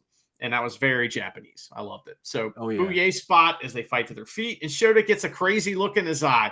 Not crazy enough, it turns out. But he got pretty crazy here. And he hits shitty kicks. He's all mad. Forearm battle leads to a suplex war. Lariats from Moxley. Drop kicks from Shota. This is getting very good. Death Rider on Shota, but he kicks out. DDT from Shota. And he has a satellite version 2. Package suplex for 2. Spinning Death Rider thing. He's going to win. Here we go. 1, 2. No, Moxley kicks out. All right, that's okay. Did you notice when Moxley kicks out? You'll probably mention it. No, keep going. Blaze Blade, but Moxley hits a stomp and another Death Rider for the win. Right. Boo! But the match was fantastic. After the spinning one, like after that last near fall, that like shooter, when Moxley kicks out and he sits up, he's kind of woozy, but he looks at the camera and he's like, he was this close. Oh, yeah. And I kind of like that. I thought this match was great. There's that one bit that I was like, not into. But this is a Shooter Umino who's a fucking... If you don't think he's a complete package yet, guys... Is there anyone what do you want? That? There can't be anyone. I know, right? Because this guy is a complete... Oh, he's got his own style and his completely own moveset. He doesn't even need to incorporate anything. I like his moveset just fine. But I get a kick out of seeing him do that coast-to-coast thing that Ospreay does. Not only that, he does fucking cheeky Nandos. The first one is just like a little cheeky shitty kick. And then second one, Moxley's still trying to get out of it. So he's just like goes in, it's just fucking in the face. I'm like, and then he does it never feels like, it feels like this like real good incorporation of shit rather than just like, a rip-off or something, like because of the battles he's had. And with Osprey's like, yeah, you got my endorsement, man. That kind of thing. Like, and then you've got him just doing Moxley shit as well. Like that back rake near the end. That's because that's what Moxley was doing to the prick at the start. Like, hey, we're buddies. Moxley's saying to him, like, oh man. Then they both like yelling at each other, and Shooter obviously doesn't take kindly to being called a bitch because he just fucking goes hard. It's just like, you're the bitch. Fucking the crowd's going nuts. There's this one Moxley bumps awesome for it, which is pretty cool considering like, hey, I'm tough striker, dude. Probably didn't have to. Maybe it's because we're bros, but it's like, come on. And Shooter does the wind up, does this fucking great strike, and Moxley goes down to his knees and stuff, and then that's like a base blade kind of spot. And I was just like, man, this is fucking awesome. Not only that, like there are Moxley isms. I'm not saying using that as a bad thing. There are Moxley things in this match because hey, it's Jon Moxley. But this felt like a New Japan Pro Wrestling heavyweight main event. This is what New Japan is, everyone. He didn't even bleed, right? No, he didn't. Not a single drop of blood on Moxley. Which, hey, he just watched his bro Eddie just get his face fucking swollen shut. So he's just like, yeah, you know what? Didn't need the blood. Yeah. And I feel like he hasn't bled that much for a while. So I feel like he's cooling the blood off. Maybe he's gotten a lot of it out of his system. And maybe he's a lot of his blood out of his system. Yeah, I just realized what I just said. Yeah. So good. He's out of vampires just love this motherfucker, just following it constantly, just to fucking force it. Like, but yeah, I love this. I love the match too. I was bummed because towards the end, my mind was being filled with the possibilities of Shota Umino winning this title, right? And I was starting to dance around in the clouds of my fantasy dream book, you know. But and that's how good the match was, is they made you think maybe that was going to happen. But I was a little bummed. But then Moxley does the deep bow of respect and deference to Shota. And the show's about to end all happy, and then push up bra, fucking Evil and Ren attack. And Evil gets the mic and cuts a promo in English, and he says, "Fuck you." I am the real IWGP world. I don't know why I'm saying it like him, but that's how he said it. He's the next challenger. Wait. No, I'm the real champion, so you're the next challenger. He spray paints the title. He's the best, and he says he's the real president, and everything is, in fact, Luke, evil. Yeah. I love that. I love that. Remember how, like, I was saying, like, this Ren Moxley match is good and all, but why can't it be evil? Oh, now we're getting it. Oh, how fucking awesome would it be if Evil cheats his ass off to bring the title back to Japan? I would love it. It'd make me laugh. Man. Like, part of me thinks, like, all right, New Japan knows that everyone, including House of Torture fans, like it when House of Torture gets their comeuppance. Let's put Show in the championship spot for the best of Super Juniors. Don't have to worry about him winning for points now. You just have to worry about him just being a fucking douche. And hey, so they've done this with Evil, and then they've done something similar with Show. Why not do that the other way around, man? Like, I can see Evil being like this complete fucking prick for the best of Super, the G1 with the title. And everyone wants to see him get his ass kicked and lose anyway. So I don't know. They're the top heels, like they are. No one gets heat like those do. Well, those guys. I loved it. I'm also in for this feud. Moxley versus Evil. Like, Evil's gonna bump like a crazy man for this guy. And he's gonna punch him in the balls. It's inevitable. So I can't wait. Yeah. See, that's what I like about House of Torture. House of Torture, other wrestlers, fuck your leg, fuck your arm, fuck your neck. They're like, fuck your balls. Fuck your balls, man. We're different, you know. Yeah. We punch like balls. This, like speed bags. Oh man. Well, I think overall this show was good. You know, it really picked up at the end. I don't know how much of that. I mean, like, it's hard to deny that like the Never title match was tremendous, right? Oh, you know, God. The main event was tremendous. The women's match was tremendous. I think that Naito Tsuji versus Kenta Finley match was tremendous. So there was a lot of really good stuff on this. There was some really boring stuff too. Overall, the match or the show had the same problem that these shows always have, and that hardcore match has. Is too long, way too long, in my opinion. But hopefully it was a big success. And they do it again in June. They did announce the Washington Capital Collision fight, Capital Riot thing. So that's going to happen in June, I believe. So it's Capital's turn to fart now.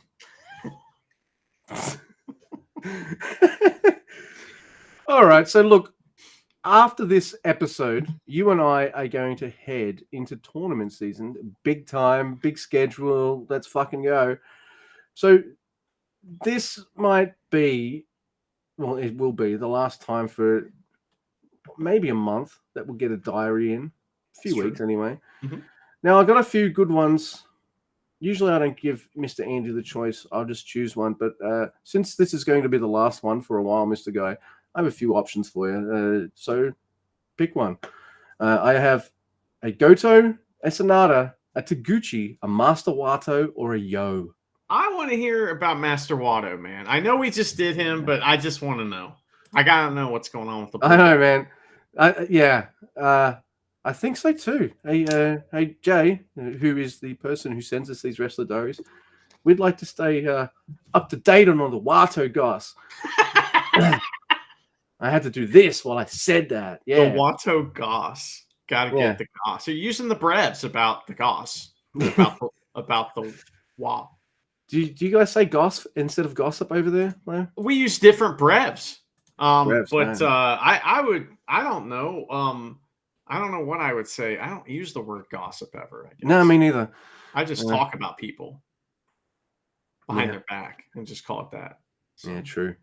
You don't even wait for them to leave the room. You just wait for their back to be turned too. So, that's right. As soon as their back's turned, man, I'm just like, what a fucking asshole. Yeah.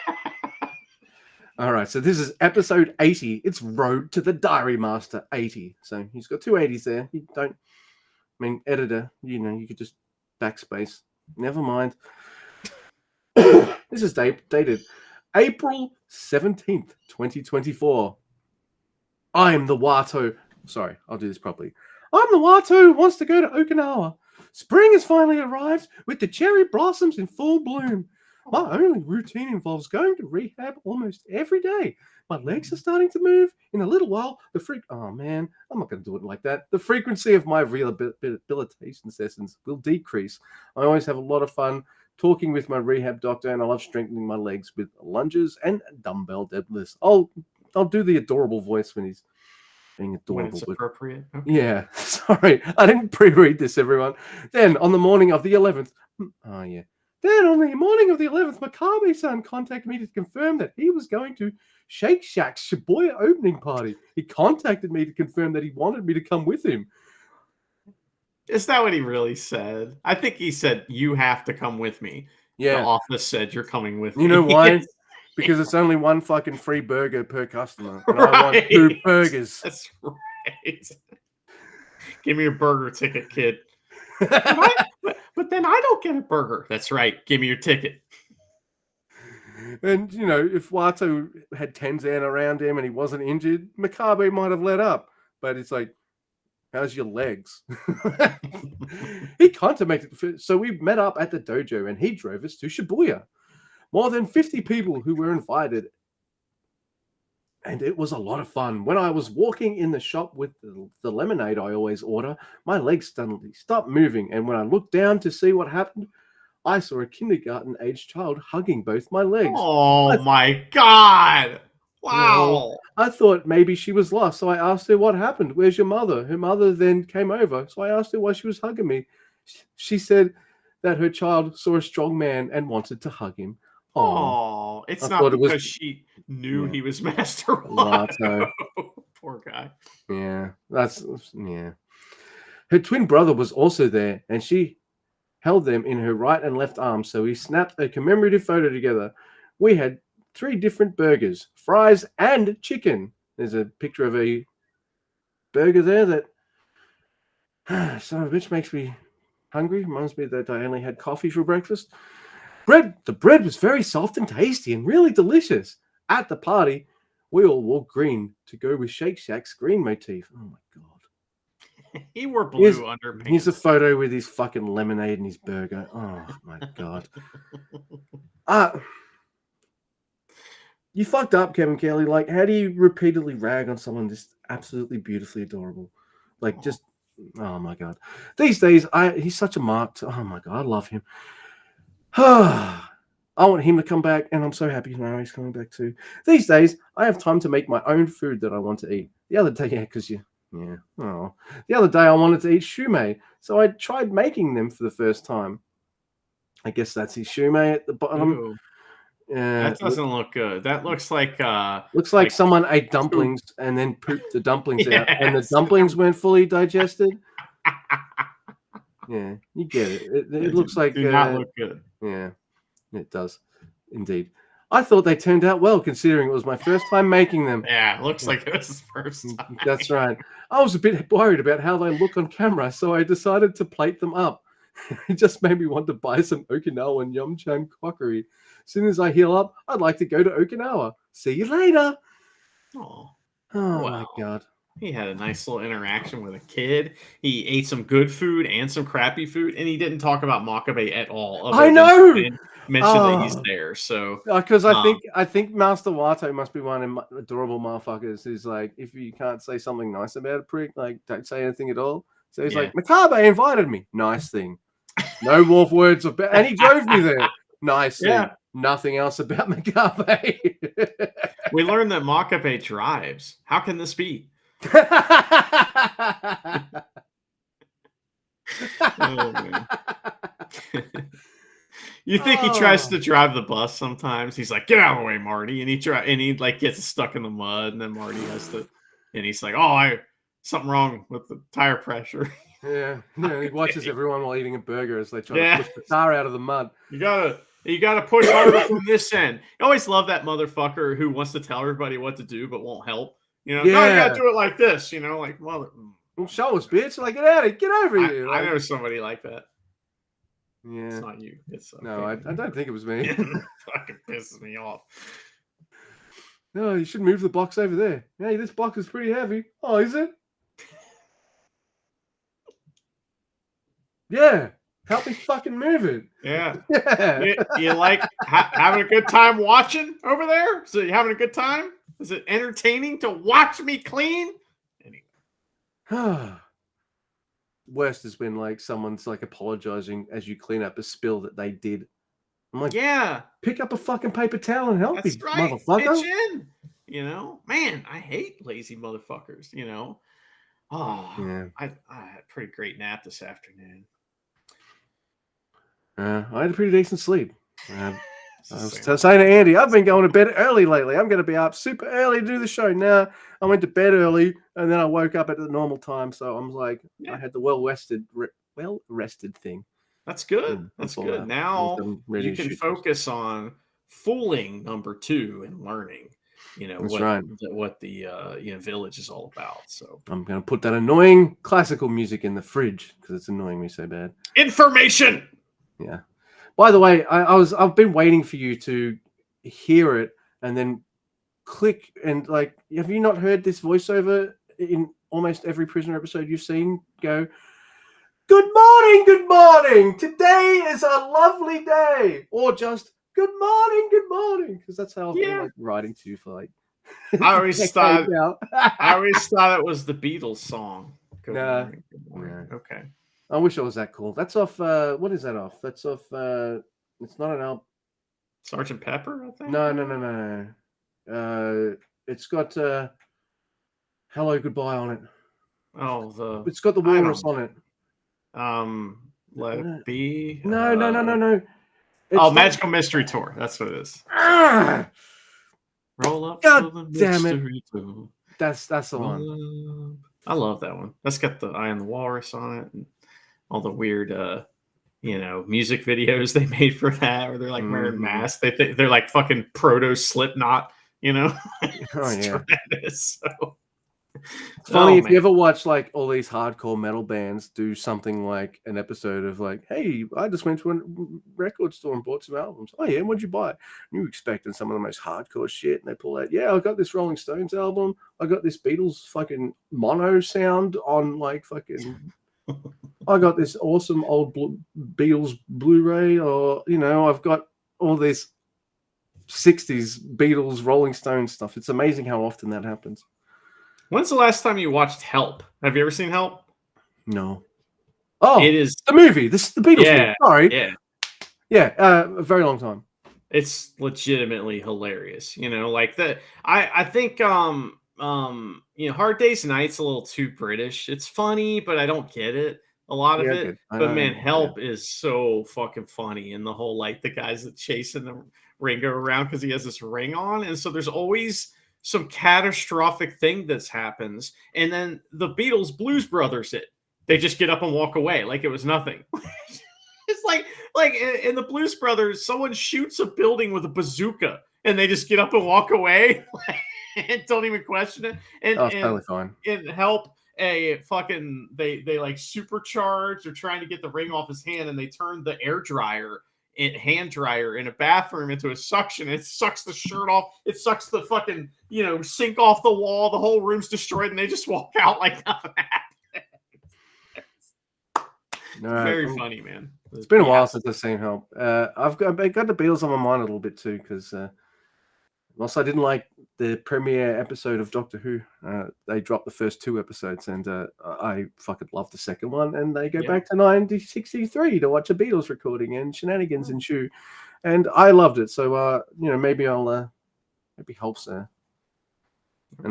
something else that's fun to watch. So yeah, it's like a kids show now, right, or something? Is that right? What is Doctor Who?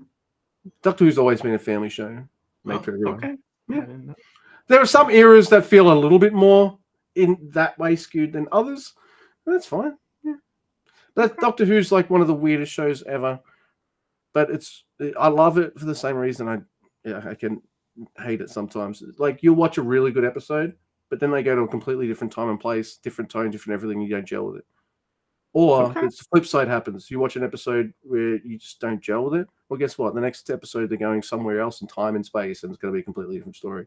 And so it's like, if fishermen are fighting, Kenta and Chase Owens, you're like, oh my God. But then you're going to have Yuya and Shingo next. So it's okay, right? Yeah.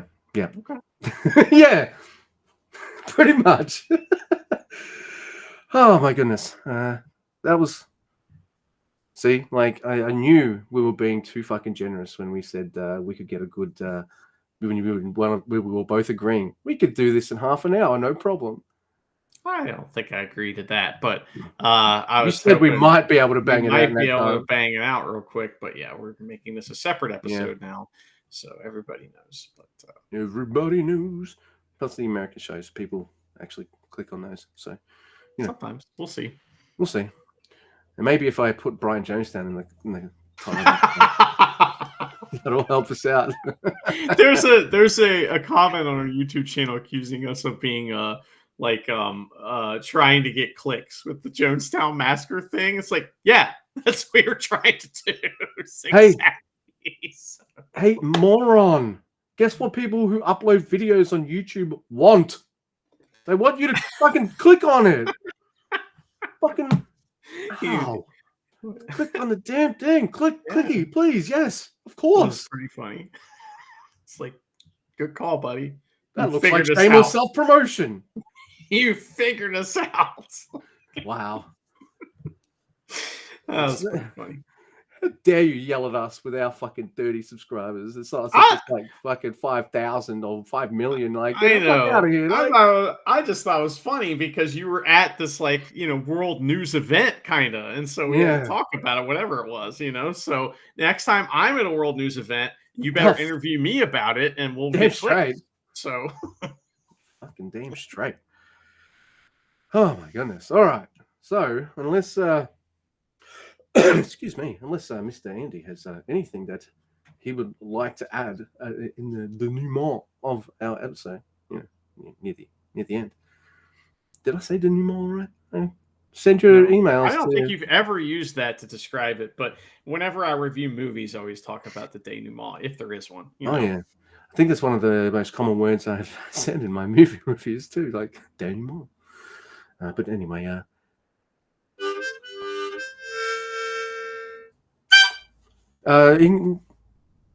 so that's nicer. In Gato we trust. Also, Brad's got all the titles.